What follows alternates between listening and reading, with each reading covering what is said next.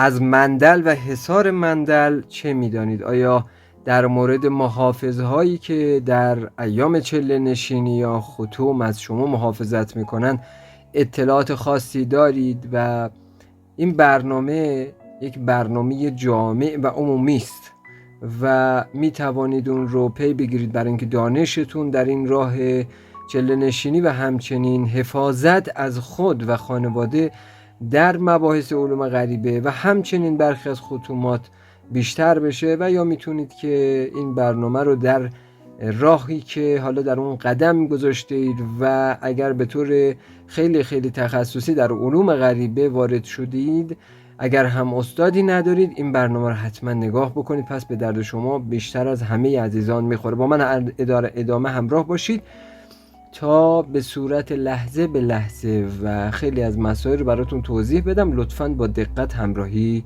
بکنید. با نام و یاد دادار پایدار و با درود و عرض ادب به پیشگاه شما گرامیان همراهان کانال، امیدوارم در هر کجایی که هستید بدور از کجی و کاستی همراه با تندرستی باشید. گرامیان، بارهای بار به شما تاکید کردم اگر میخواید در زندگیتون و در اون زندگی که حالا شخصی و یا زندگی غیر خصوصیتون لطف و رحمت خداوند به شما شامل بشه، یادتون نره به بزرگترهاتون، به پدر و مادرتون خدمت بکنید. امروز با یکی از مباحث به اصطلاح می شود گفت تخصصی در علوم غریبه همراه شما هستیم. خب خیلی از عزیزان مطمئناً در مورد مبحثی به نام حصار یا چله 100% آگاهی هایی دارن، دانشی دارن، ولی متاسفانه من در طی این 1.5 سال که حداقل در یوتیوب برنامه‌های مداوم دارم و قبل از اون هم در بقیه فضای مجازی به این نتیجه رسیدم یکی از مشکلات عمده‌ای که عزیزانی که وارد علوم غریبه میشن با اون دست و پنجه نرم میکنن حصار و محافظت از خودشون هست. خب درباره مندل قبلا توضیحاتی دادم ولی دوباره با زیاده میکنم. شاید خیلی از عزیزان برخلاف این که اگر بندگی شخصی به دنبال یک علم باشم و به یک کتاب بر بخورم سعی میکنم همه جوانب اون کتاب رو بخوانم، اما خب خیلی از دوستان متاسفانه در این وادی وقتی به کتاب ما در یوتیوب یعنی همین کانال بر میخورند، خب فقط 1-2 برنامه قبلی رو میبینند و بقیه مسائل رو که به صورت سلسله وار و دروس رایگان در اختیارشون گذاشته شده که در خیلی جاها نیست، حالا به هر دلیلی تنبلی هست یا چه هست نمیرن سراغش و من مجبور میشم یک بحث رو بعد از چند ماه دوباره اعاده بکنم، باز توضیح بدم که البته کار بدی هم نیست، ولی خب اگر که دیگران هم بدانند باز دوباره براشون تاکید میشه. من اول در مورد مندل یک توضیح بدم. منادل چه هستند؟ عزیزان، همون جور که شما در خانه خودتون، اگر این رو فرض بکنید خونه خودتون هست، در خونه خودتون همون جور که این فضای خونتون بشه یک حالا پرچینی، حصاری، دیواری یا هر چیزی دارید که در اینجا درش هست و از اینجا ورود میکنند و اگر این در بسته باشه دیگه کسی نمیتونه وارد خونه شما بشه، عملاً این دیوار یا پرچین یا هر چیزی میشود حصار یا مندل عمومی خونه شما. به صورت فیزیکی جلوی خیلی از چیزها رو میگیره، جلوی خیلی از ورودها رو میگیره. اما در بحث علوم غریبه یه مقداری این فرق داره، این رو میشه تعمیم داد اما یه مقداری فرق میکنه. در بحث علوم غریبه ما از مندل‌ها انواع مختلف داریم.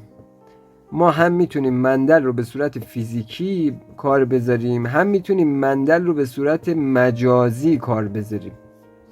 یعنی این که به اصطلاح بخوایم مندلی رو در جایی بکشیم، اولا انواع مختلف داره هر مندل و منادل و حالا حوزه فرکانسی اون مندل برای اعمال مختلف فرق میکنه، کشیدن اون مندل برای کارهای مختلف فرق میکنه، نوع مندل کشیدن، وسیله کشیدن اون مندل فرق میکنه و اینها دستجات مختلفی دارند که من در اون برنامه مندل به اینها اشاره کامل کردم که خواستید اون برنامه رو در انتهای همین برنامه براتون قرار میدیم که انشالله اون برنامه رو هم برید ببینید. اونها در به اصطلاح چله نشینی ها و همچنین محافظت از خودتون در برخی از ختم ها و ختومات، برای اینکه حتی بعضی جاها شما از مندل برای اعمال باید استفاده بکنید.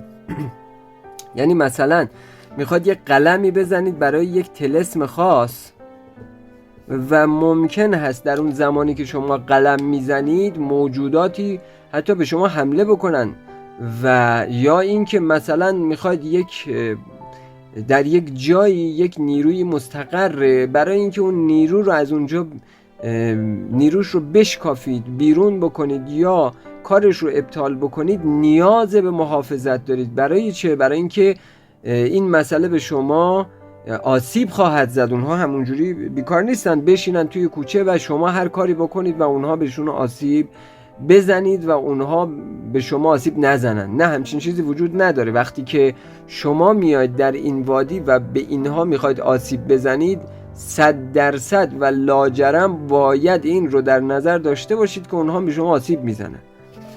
ما حالا جدای از این که بعضی از منادل اصطلاحاً هجومی هستند، بعضی از منادل دفاعی هستند، همه اینها کارشون محافظته.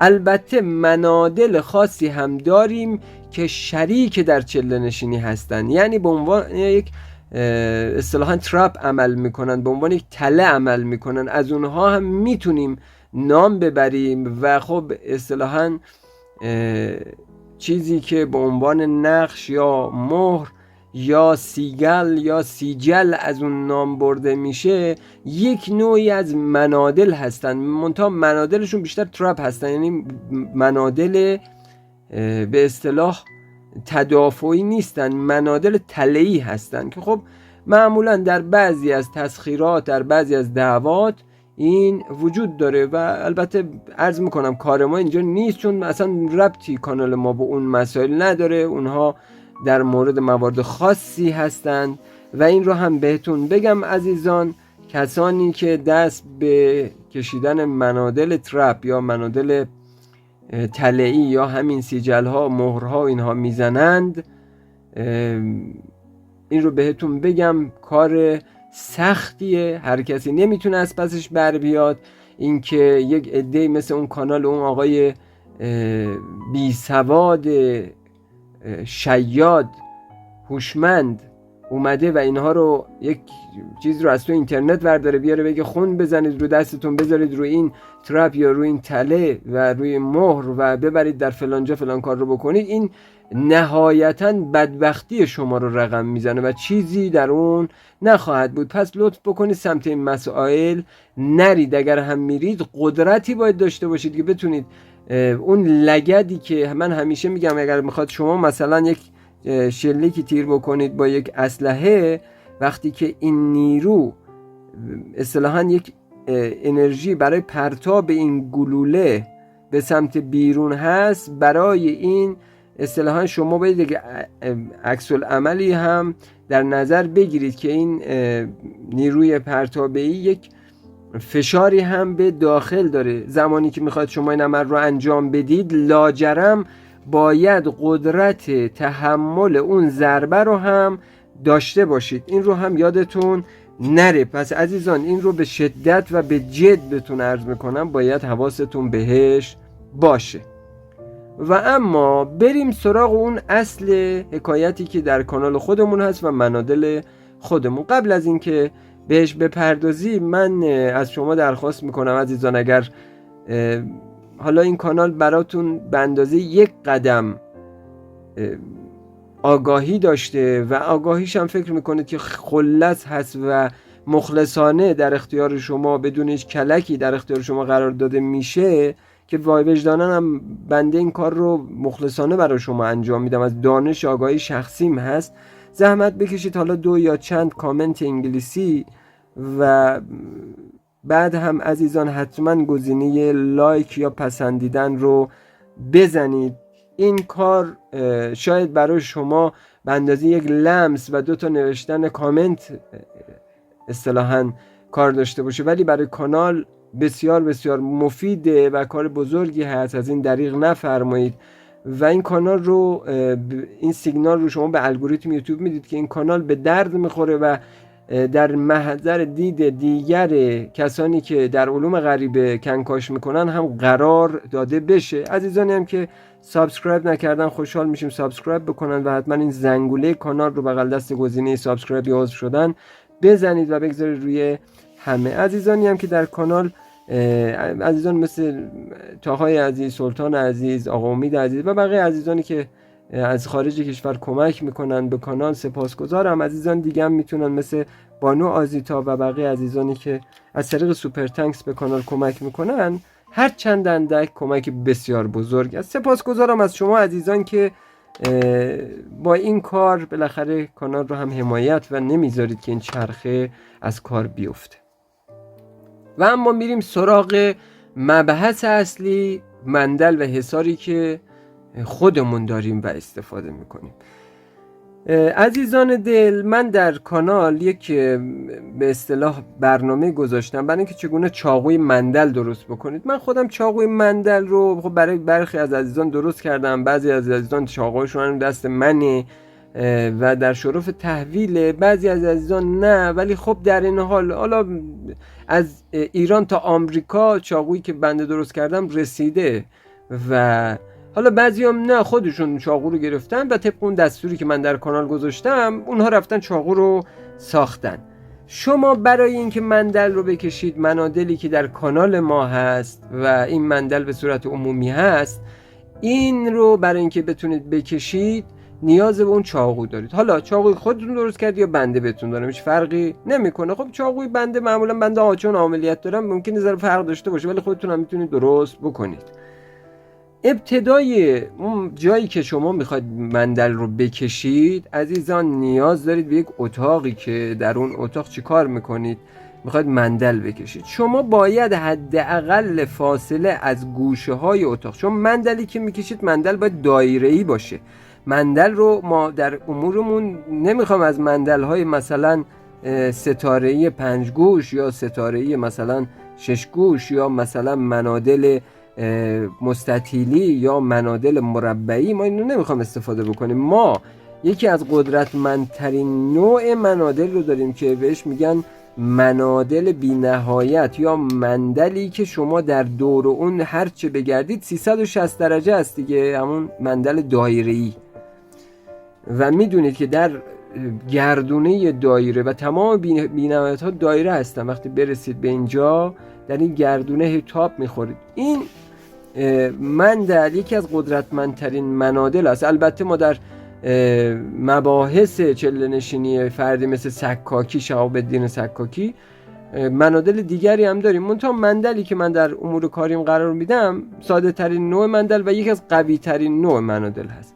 حالا من با اون مندل به اصطلاح فیزیکی کار دارم. شما میتونید همین مندل رو هم به اصطلاح با حالت مجاز بکشید. منتها من تو این برنامه مجازش رو توضیح نمیدم. مجازش یه مقداری داستانش فرق میکنه و قبل از اینکه شما مندل بکشید باید سری اعمال رو انجام داده باشید. منتها مندل فیزیکی، شما زمانی که وارد این اتاق میشید، زمانی که میخواید این مندل رو در اینجا بکشید، حداقل کشیدن مندلتون باید فاصلتون بین 20 تا 30 سانتی متر باشه، یعنی به قول امریکایی 1 فیت. حالا 1 فیت هم کمتر، مثلا شما میتونید 2/3 فیت باشه اینجا بکشید یا فوت باشه. شما باید از این گوشه ها فاصله داشته باشه. حالا مندلتون رو باید چگونه بکشید؟ این خیلی مهمه. استانداردترین نوع مندل آن مندلی است که شما وقتی داخل این مندل نشستید، وقتی که افتادید خدای نکرده در این مندل، خب بعضی موقع ممکنه قش بکنید، اصلا این باید چیز ساده نگیرید. این مسئله نگاه بکنید عزیزان، شما وقتی که وارد این مندل شدید و میخواید این مندل رو بکشید، باید مندل رو یه جوری طراحی بکنید و یک فضایی داشته باشید که اگر دست هاتون رو از این سمت و اون سمت باز کردید، از نوک انگشتان شما حداقل 10 سانت و اون بر هم 10 سانت، یعنی در جمع 20 سانت فاصله داشته باشید از خط کناری مندل. کله و پا هم همین صورت، یعنی 10 سانت حداقل به این اندازه فاصله از جلو و عقب، از پایین 10 سانت، از بالا هم حداقل 10 سانت. یه جوری نباشه خدای نکرده اگر تو مندل افتادی دست و پاتون بیرون بیفته و آن کاری که نباید به سرتون بیاد. این رو خیلی عزیزان مهم بگیرید و مهم در ذهنتون باشه و فکر نکنید چیز آسانی است. اتفاقا خیلی جاها از همین مندل ضربه میخورن. خب مندل رو حالا چگونه باید بکشیم؟ چاقوتون که دستتون هست، مندلی که من دارم با همین چیزی که بهتون میدم میتونید همه دستوراتی که گذاشتم رو انجام بدید، مگر اینکه دستوری رو من خودم مندلش رو عوض بکنم، وگرنه همش همینه. میاید و وارد اون اتاق میشید، باید در جایی باشید که مندل رو دورتون بکشید، یعنی همه کاراتون رو انجام داده باشید بیرون و بعد از اون مندل رو بکشید. اگر نظر بر این دارید که شمعتون بیرون باشه، نباید بعد از مندل کشیدن دستتون رو بیرون بکنید و اون رو روشن بکنید. اگر هم خب داخل دارید که دیگه راحت هستید. پس این رو یادتون نره به هیچ وجه بعد از کشیدن مندل نباید دست و پاتون رو دراز بکنید، که خیلی ها از همینجا صدمه میخورن، مندل رو باز میکنن، مثل میمونه زدید دیوار رو خراب کردید. این رو پس یادتون نره. به منزله یک دیواره، شما در اون منزل حساب کنید یه استوانه است یا یه دایره است که کشیدید تا عرش رفته. خب از داخل چاقو رو میذارید اینجا و شروع میکنید مندل رو. شما باید در مندل 7 آیت الکرسی بخوانید. 7 آیت الکرسی رو چگونه میخونید؟ با هر دور مندل یک آیت الکرسی منتها. حالا میتونید اولش رو با بسم الله الرحمن الرحیم بخونید و بعدیش دیگه نمیخواد، شروع میکنید نوک چاقو رو اینجا گذاشتید، چاقو هم دستتونه و شروع میکنید به تابیدن. بسم الله الرحمن الرحیم. الله لا اله الا هو الحی القیوم لا تأخذه سنة ولا نوم له ما فی السماوات و ما فی الارض من ذا الذی یشفع عنده الا باذنه یعلم ما بین ایدیهم و ما خلفهم ولا یحیطون بشیء من علمه الا بما شاء وسع کرسیه السماوات و الارض ولا یؤوده حفظهما وهو العلی العظیم. به اینجا رسیدید. نوک چاقو رو بر نمیدارید، دوباره شروع میکنید دیگه بسم الله الرحمن الرحیم ندارید و شروع میکنید الله لا اله الا هو الحی القیوم، دوباره تا اینجا العلی العظیم، دوباره الله لا اله الا هو الحی القیوم. 7 مرتبه مندل رو روی خط با نوک چاقو میکشید. پس این از این. مندل روی فرش، روی موکت، روی هر آن چیزی که چاقو بالا پایین میشه نمیتونید بده. حتی اگر مندل رو روی یه تیکه چوب مثلا کشید، زیرتون چوب بود، برای اینکه چفتر بشه، مندل جفتر بشه و راه نفوذ نداشته باشید، میتونید یک لایه نمک که به اون نمک 7 آیت الکرسی خوندید چیکار کنید؟ بپاشید دور تا دور اون رو اول بپاشید، بعد وارد اون لایه حصار که شدید دوباره مندلتون رو میکشید. پس اول مندل رو نکشید بعد برید بیرون به اصطلاح نمک بپاشید. اول نمک، بعد میاید داخل مندل رو میکشید. من در مورد جایگذاری بقیه چیزها می توضیح کوچولی بدم. شما اینجا مندل رو کشیدید، مثلا 7 بار رو هم کشیدید، حالا اینجاست. حالا عرض کردم شما اینجا چم رو گذاشتید یا اینجا چم رو گذاشتید، دیگه خودتون میدونید. اگر بیرون باشه قبل از اینکه مندل رو بکشید باید اینجا بذارید، بعد مندل رو از پشتش بکشید. اگه داخل باشه که هیچ، شما در اینجا می نشینید. در منادلی که مخصوص کانال بنده است، من با بقیه دستورات اینا کار ندارم، اونا دیگه عاملین خودشون بهتون میگن.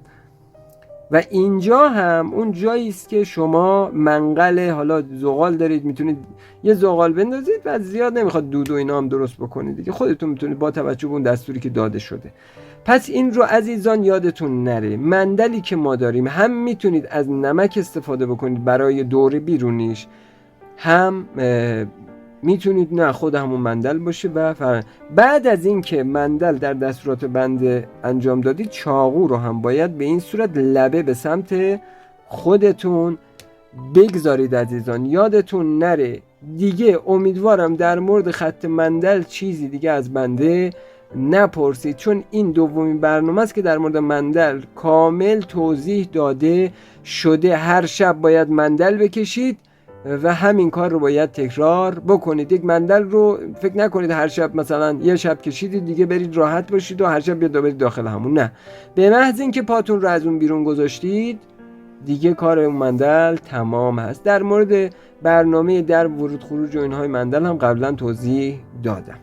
امیدوارم که از این برنامه بسیار بسیار مهم، برنامه که شد خیلی آسان باشه برای دیگران ولی بسیار مهمه، درس کامل گرفته باشید. برای شما ایمنی خاص رو داشته باشه. لطف بکنید عزیزان کانال لایو رو هم سابسکرایب بکنید که در اولین کامنت تمامی کانال ها گذاشته شده و عزیزانی که دنبال داستان های زندگی ما در رادیو ماورا بودن، بنده اولین قسمت از داستان زندگیم رو اصطلاحاً تعریف کردم که در انتهای همین برنامه میتونید اون داستان رو هم بشنوید. فقط پوزش میخوام که اشکال فنی در این داستان در قسمت موزیکش اتفاق افتاده که انشالله این اشکال در برنامه‌های دیگه رخ نخواهد داد. سپاس از همراهی شما، سپاس از اینکه شما اینقدر صدر دارید و همراهی میکنید و وقتی گرانبهاتون رو در اختیار بنده میگذارید. بهترین ها رو براتون آرزو دارم از این ایام همان چه که باید بگیرید رو بگیرید و تا برنامه آینده، تا لایو پرسش و پاسخ دیگر، ما رو هم دعای خیر بفرمایید. دادار پایدار یار و یاور شما گرامیان.